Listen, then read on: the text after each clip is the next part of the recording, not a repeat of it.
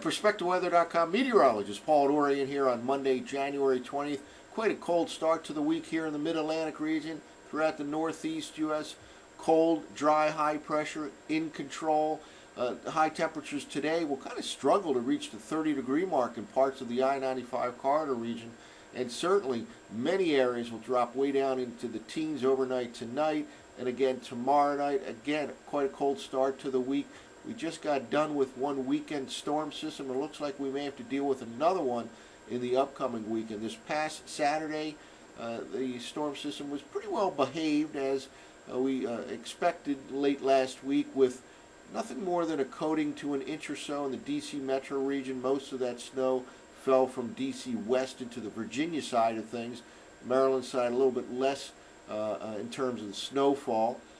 Philadelphia, New York City, generally a 1 to 3 inch type of snowfall, and in all areas it went from snow to sleet to freezing rain, and in all areas the Arctic air was very, very slow to give up its ground and held at or below freezing for most of the day into the early part of the evening in most areas, and again that led to some iciness. But that storm system is over with now, and time to monitor the next one. This one has some potential for the upcoming weekend. There's certainly some details that have to be ironed out. Talk about what types of things we'll monitor over the next few days, but again, there is potential for rain this weekend or snow. I'm not ruling out snow at this point, and we'll talk about the reasons why over the next couple of minutes. First of all, let's jump ahead. This is last night's 0Z model run from the operational version of the GFS for Saturday morning at 500 millibars. Now this is the upper level system that we'll be dealing with this weekend for a potential storm in the Mid-Atlantic region, Northeast U.S. Quite an impressive looking upper level low here by Saturday morning. Again, this is the 0Z GFS model run forecast for Saturday morning. And notice the location of this upper level low. I want to pay attention to that. The northern part of the Ohio Valley, southern Michigan over Indiana, northwestern Ohio. There are signs that this upper level feature will actually be farther to the south and east than what this 0Z model run has depicted here. Any movement to the south and east will bring colder air farther to the south and east as well, and that would increase the chances for something frozen, let's say in the I-95 corridor region. So certainly there are some signs and some other models, for example, that have this upper level feature, a healthy looking upper level feature a little bit farther to the south and east. We'll take a look at the European model in just a moment here. But again, this is the main player for the upcoming weekend. One other thing I want to point out here, one of the features that may be missing, at least initially for this system, is a strong high to the north. I always look for a strong high to the north, but with an upper level flow like this sets up something that we call confluence in the upper part of the atmosphere. And if you indeed set up some confluence like this, where air trajectories kind of come together, that can in itself develop high pressure at the surface. Again, we're looking at upper level confluence that can lead to a lower level divergence. In other words, high pressure developing at the surface in this region right here. So this upper air pattern does throw out the possibility that there will be a strong high over southeastern part of Canada. Always a critical thing to look for in terms of snowfall potential along the I-95 corridor region. But again, focus on this particular location here. Now let's take a look 6 hours later at the 6Z GFS model run.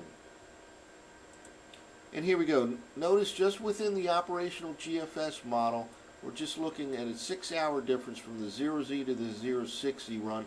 Notice a little bit farther to the south and east between the 0Z run and the 6Z run. And perhaps the trend has begun with this particular model. Again, I'll show you the European model in a moment that has this upper level feature considerably farther to the south and east. Again, here we go from 0Z to 06Z.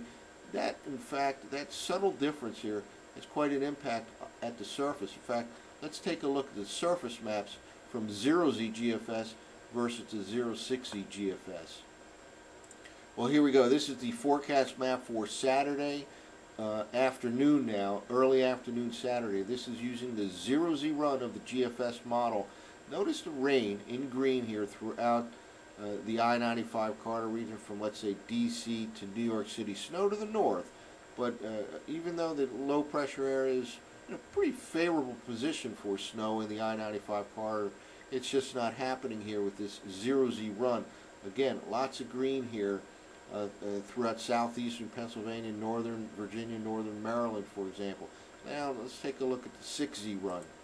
Notice the snow a little farther to the south and east, all the way into the, let's say, far north and western suburbs of Philadelphia here. Again, it changes from this to this, and focus in on this area right here where the rain changes to snow. Again, that's because of that subtle difference in the upper level feature that drops to the south and east between 0Z and 6Z. Now, let's take a look at the European model. And here is the European model forecast for that same time period on Saturday morning. Notice the upper level feature way down to the south and east. Remember, the GFS model had it over here, southern Michigan, northern Indiana, northwestern Ohio. The European model and some of the other models, like Japanese model, as well, the Canadian model, a little farther to the south and east. So indeed there is that potential. Any drop to the south and east increases the chance for a colder solution, colder results in the I-95 corridor region of the Mid-Atlantic as well as the Northeast U.S. So again, a considerable difference here between the models.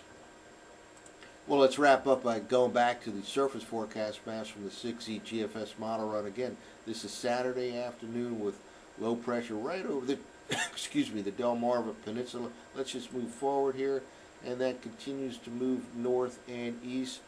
Again, no real signs of a high pressure area up to the north, but there is a chance that this type of system can kind of generate its own cold air and even help to form high pressure up to the north, depending on the upper level wind flow.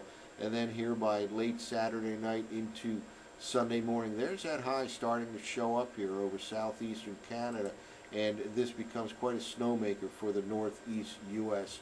So those are the factors, kind of the features that we'll monitor over the next few days. The movement of, excuse me, that upper level low at 500 millibars.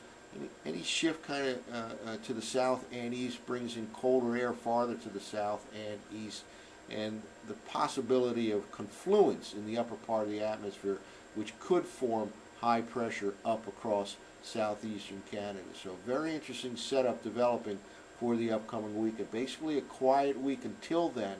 Very cold to start compared to what we've experienced over the past several weeks, with again the teens possible for lows late tonight and again tomorrow night. So that's it for now. For PerspectaWeather.com, I'm meteorologist Paul Dorian.